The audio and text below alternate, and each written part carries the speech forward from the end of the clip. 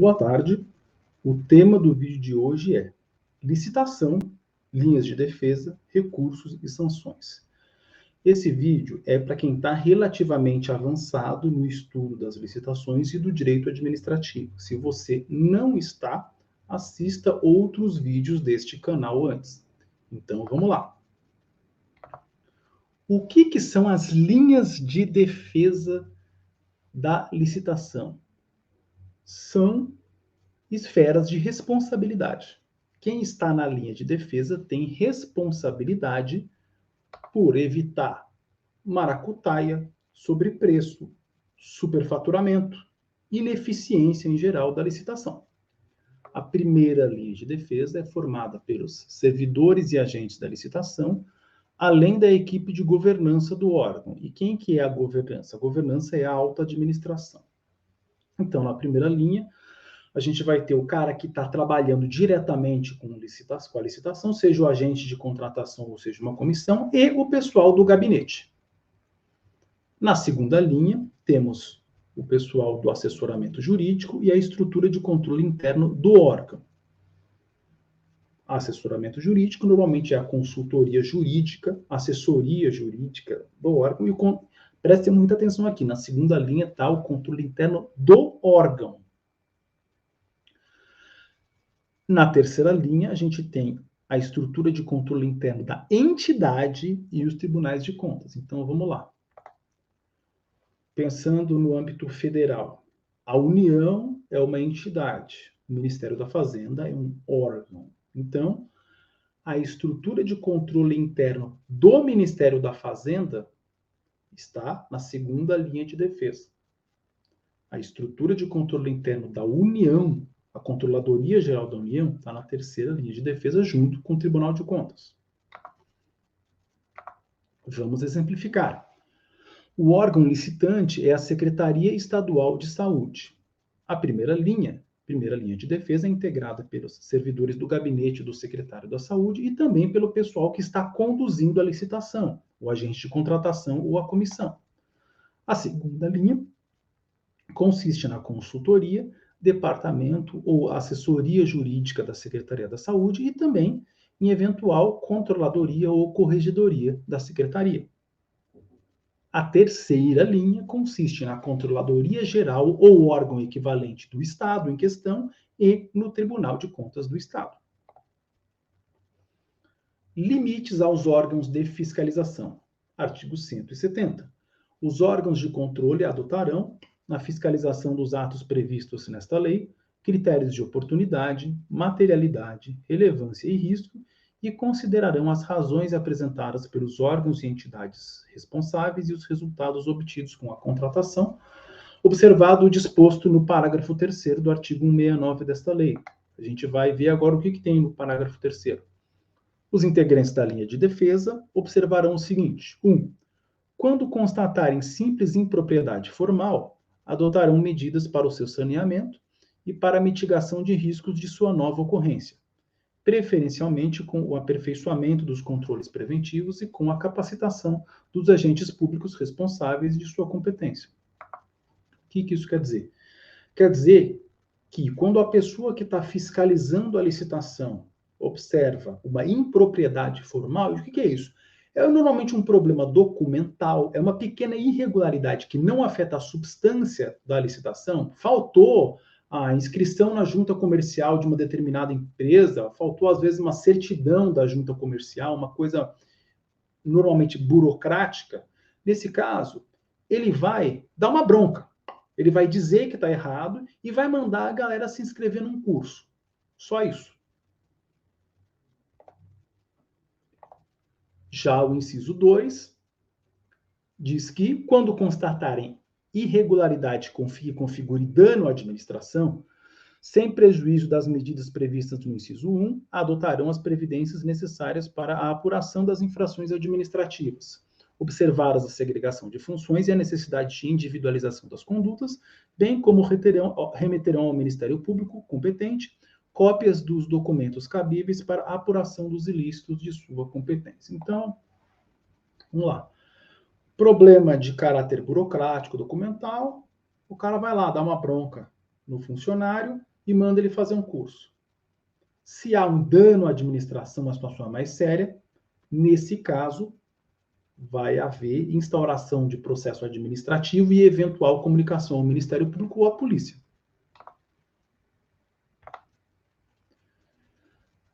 Em linhas gerais, o que esses artigos querem dizer, 169 e 170? Quer dizer que quem atua na fiscalização da licitação, seja um agente do próprio órgão ou alguém do Tribunal de Contas, vai ter que ter bom senso. Não vai propor a anulação da licitação por causa de erros que não sejam relevantes. Então, no caso do exemplo que eu dei, a gente tem um problema meramente documental, você não vai anular a licitação por causa disso. Você vai mandar o servidor fazer um curso.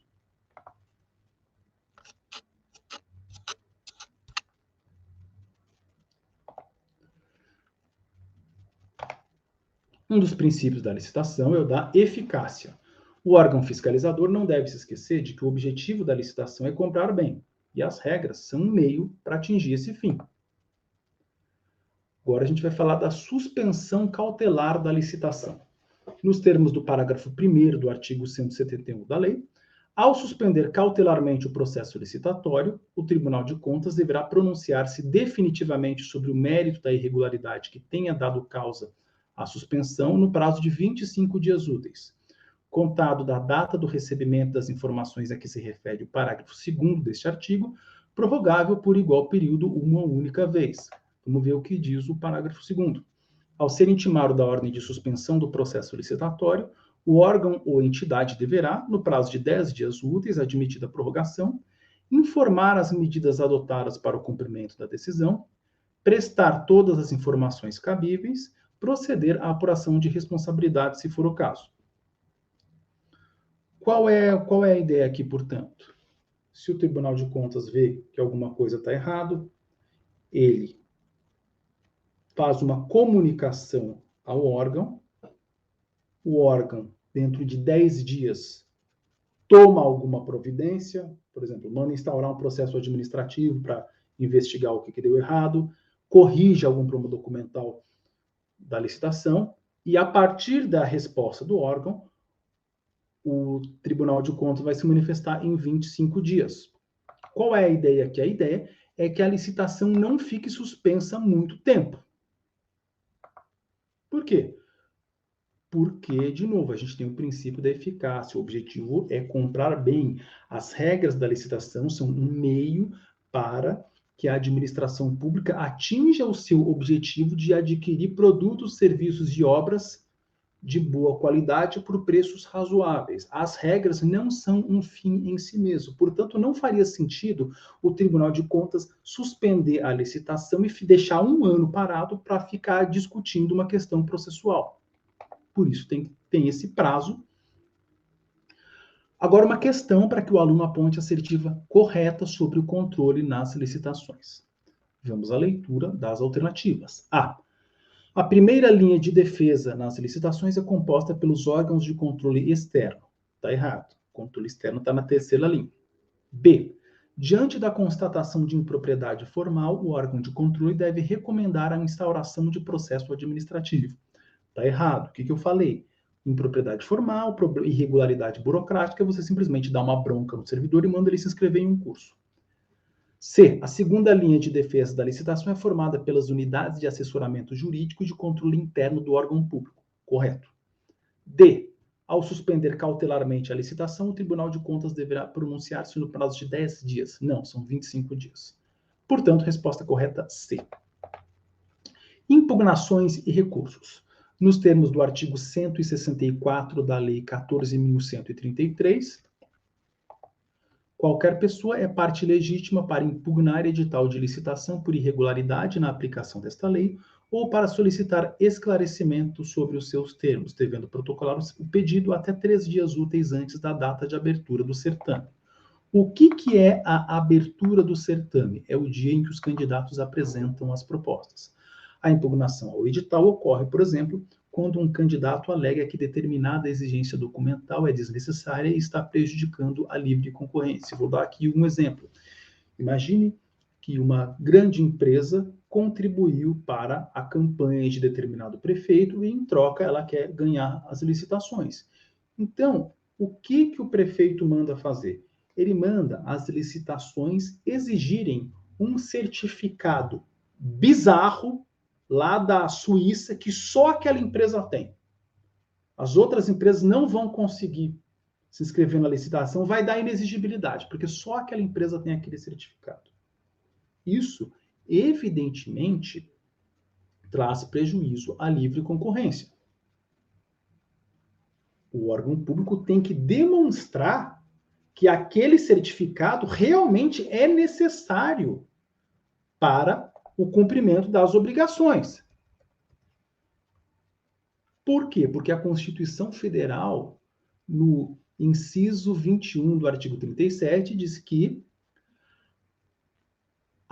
o edital da licitação somente permitirá as exigências de qualificação técnica e econômica indispensáveis à garantia do cumprimento das obrigações. Ou seja, você só pode exigir o que for indispensável, não pode ficar exigindo besteira, exigindo documentos malucos, porque nesse caso está havendo prejuízo à livre concorrência, já que vai ter muita empresa que não vai poder se inscrever porque não tem aquele certificado maluco. E essa empresa que não conseguiu se inscrever vai querer impugnar o edital, nos termos do artigo 164 que a gente acabou de ver. Agora vamos ver recurso.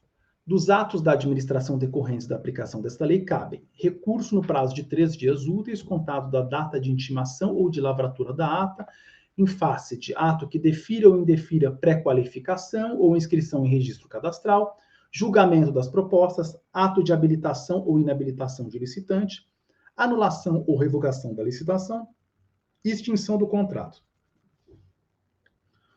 Vamos lá. Esse prazo de 3 dias conta do momento em que ele foi intimado da decisão ou da lavratura da ata. No caso do julgamento, por exemplo, evidentemente que vai ser da lavratura da ata. No caso da anulação ou revogação da licitação, vai ser do momento em que ele foi intimado. É conforme a situação aí. O sistema prevê recurso em face da inabilitação e também em face da habilitação. O concorrente pode dizer que aquela outra empresa lá, ela não preenche as condições de habilitação. Daí, o cara vai querer matar ele depois, mas aí não é problema nosso. Mas observe, é possível recorrer da habilitação de concorrente. É mais prático decorar que o edital da licitação é objeto de impugnação e todos os outros atos são objetos de recurso. No caso dos atos praticados na habilitação e julgamento, o procedimento de recurso funciona nos termos do inciso 1 do parágrafo 1º do artigo 165. A intenção de recorrer deverá ser manifestada imediatamente sob pena de preclusão e o prazo para apresentação das razões recursais será iniciado na data de intimação ou de lavratura da ata de habilitação ou inabilitação. Ou, na hipótese de adoção da inversão de fases, da ata de julgamento. O que isso quer dizer? Quer dizer que quando está tendo uma sessão de habilitação ou de julgamento, o candidato deve manifestar imediatamente que quer recorrer. Daí o prazo de 3 dias vai se iniciar na intimação do resultado ou no momento da lavratura da ata. A mesma ideia para o julgamento. Ou seja, quando você está vendo alguma coisa errada ali, o candidato que está vendo alguma coisa errada, ele tem que dizer, olha, quero recorrer.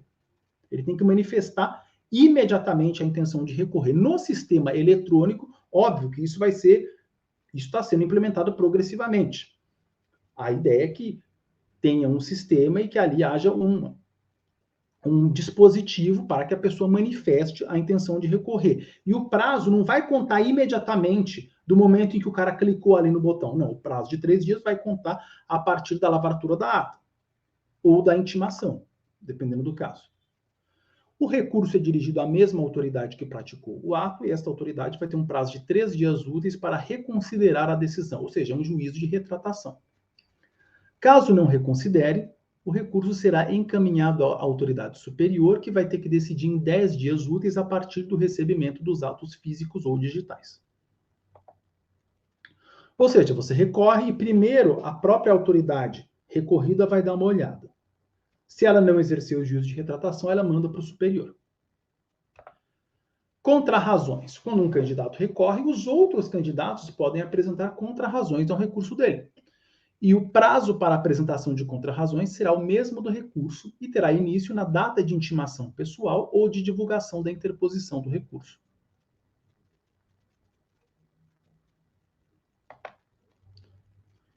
O que isso quer dizer? Quer dizer, o candidato foi inabilitado. Ele recorre. Os outros candidatos podem dizer, não. Ele foi inabilitado, ele tem que ser inabilitado mesmo. E aí vão apresentar contrarrazões ao recurso dele. Pedido de reconsideração. O pedido de reconsideração é cabível diante de atos dos quais não caiba recurso hierárquico, também do prazo de 3 dias úteis. Então, retomando o nosso decoreba. Edital, impugnação. Outras coisas, recurso. Se não couber recurso, pedido de reconsideração. Pedido de reconsideração, como o próprio nome diz, é dirigido à mesma autoridade que proferiu a decisão que está sendo atacada. Aponte a assertiva incorreta sobre recursos no procedimento de licitação. A autoridade recorrida tem um prazo de 3 dias para reconsiderar sua decisão. Correto? B. No julgamento ou na habilitação, a intenção de recorrer deve ser manifestada no prazo de 3 dias úteis. Está errado. Por quê? Porque a intenção de recorrer deve ser manifestada imediatamente. C. O prazo para a apresentação de contrarrazões é o mesmo do recurso. Correto. D. O pedido de reconsideração tem o mesmo prazo do recurso. Correto. Portanto, resposta B. Sanções. As infrações administrativas que podem ser praticadas pelos licitantes estão dispostas no artigo 155. Agora vamos tratar apenas das infrações relativas à licitação, já que a parte dos contratos vai ser vista em outro vídeo. Deixar de entregar a documentação, não manter a proposta, não celebrar o contrato ou não entregar a documentação exigida para a contratação, para o vencedor, obviamente, ensejar o retardamento da execução ou da entrega do objeto da licitação sem motivo justificado, apresentar declaração ou documentação falsa, fraudar a licitação ou praticar ato fraudulento, comportar-se de modo inidôneo ou cometer fraude, praticar atos ilícitos com vistas a frustrar os objetivos da licitação, praticar ato previsto na Lei Anticorrupção de Pessoa Jurídica. Não é possível decorar tudo, por isso procuramos pensar em termos lógicos. As infrações se dividem em problema com a documentação, não manteve a proposta ou não celebrou o contrato, ou praticou algum tipo de fraude ou ato ilícito. Você vai ver que tudo se encaixa em um desses três. Ou é a documentação, ou é a proposta, ou é fraude. As sanções são advertência, multa, impedimento de licitar e contratar, declaração de inidoneidade para licitar ou contratar. Na aplicação das sanções serão consideradas natureza e gravidade da infração, peculiaridades do caso concreto, circunstâncias agravantes ou atenuantes, danos que dela provierem para a administração pública, implantação ou aperfeiçoamento de programa de integridade. Programa de integridade é o famoso compliance. Resumindo, é dosimetria da pena. O que isso quer dizer? Quer dizer bom senso. Quanto maior a gravidade do ato, quanto maior o dano, maior vai ser a pena. É a mesma coisa que o direito penal. É a mesma coisa, sabe o que lembra? Lembra o artigo 59 do Código Penal. No processo de licitação, não é possível que alguma empresa sofra a aplicação de advertência, porque, conforme o parágrafo 2º do artigo 165, a advertência só é aplicada em caso de inexecução parcial do contrato, portanto, após a contratação. O valor da multa pode variar de 0,5% a 30% do valor do contrato a ser licitado. Impedimento de licitar e contratar implica a proibição de licitar e contratar com aquele ente federativo por 3 anos. Declaração de inidoneidade implica a proibição de licitar e contratar com qualquer ente federativo por um prazo de 3 a 6 anos. Observe aqui a distinção. Na declaração de inidoneidade, você não pode ser contratado por ninguém nesse prazo de 3 a 6 anos. Agora, aponte a assertiva incorreta sobre sanções em licitações. A diferença entre o impedimento de licitar e contratar e a declaração de inidoneidade é que a declaração de inidoneidade se estende a todos os entes federativos, além de envolver um prazo diferente. É exatamente o que a gente acabou de ver. B. A advertência é aplicada quando ocorre inexecução parcial do contrato. Correto, também a gente acabou de ver. C. Na aplicação das sanções, será considerada, entre outros fatores, a existência de programa de integridade na empresa. Está correto. Vamos a D. O valor da multa não pode ser inferior a 0,5% do contrato, nem superior a 60%. Está errado, por quê? Porque o máximo é 30%. Portanto, assertiva D, porque a gente estava buscando a incorreta. Recurso diante das sanções. Havendo aplicação das sanções de multa ou impedimento para contratar e licitar, cabe recurso no prazo de 15 dias. A autoridade recorrida tem 5 dias para reconsiderar ou enviar o recurso à autoridade superior, que decide em 20 dias.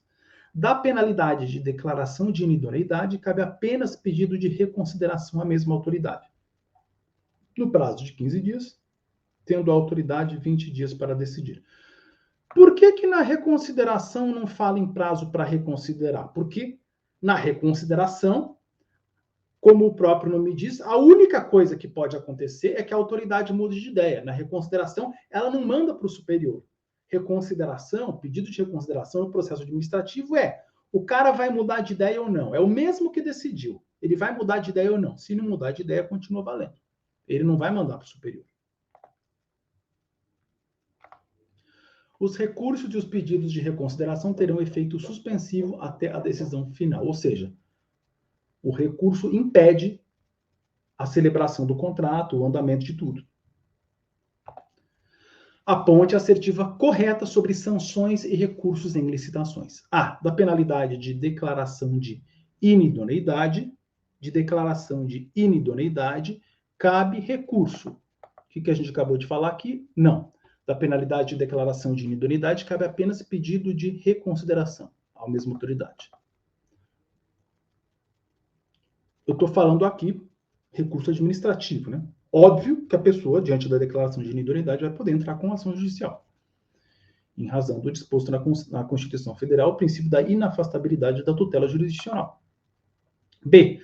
Declaração de inidoneidade implica proibição de contratar com qualquer ente federativo por determinado prazo, que não pode ser inferior a 3 nem superior a 6 anos. C. A B está correto, é o que a gente acabou de ver. Declaração de inidoneidade vale para todos os entes federativos. O prazo é de 3 a 6 anos. C. Havendo aplicação de pena de impedimento de contratar, cabe recurso no prazo de 3 dias. Está errado por quê? Porque, como a gente acabou de ver aqui, o prazo de recurso é de 15 dias para impedimento de contratar.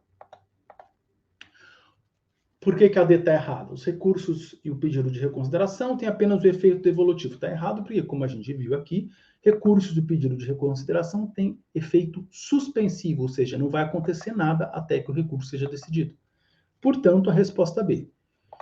Eu espero que esse vídeo tenha sido útil. Essa matéria ela é bem enrolada mesmo, mas não tem jeito, a gente tem que enfrentar. Então, valeu, uma boa semana para todo mundo aí.